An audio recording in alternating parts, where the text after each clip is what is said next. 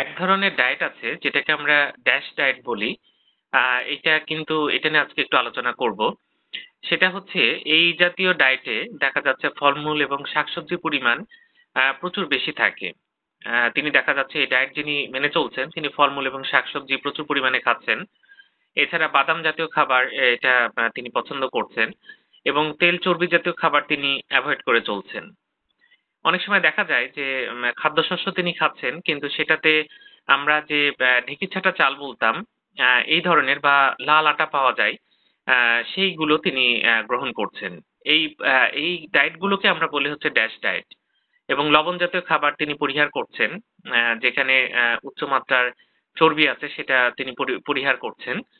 উনার ডায়েটটা দেখা যাচ্ছে হচ্ছে ফলমূল এবং শাকসবজি এগুলোতে বেশি পরিমাণে আছে।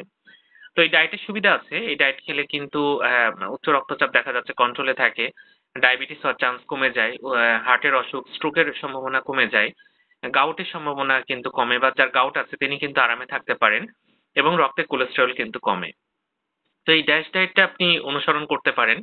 আপনি যদি খাদ্য তালিকায় ফলমূল এবং শাকসবজি বাড়িয়ে দেন, চর্বিটাকে একটু এভয়েড করার চেষ্টা করেন, লবণ জাতীয় খাবার কম খান এবং যে খাবারগুলোতে উচ্চমাত্রার চর্বি আছে সেগুলো যদি এভয়েড করেন, তাহলে কিন্তু আপনি অনেকটাই ভালো থাকতে পারবেন এবং আপনি অনেক অসুখের হাত থেকে কিন্তু বেঁচে থাকতে পারবেন।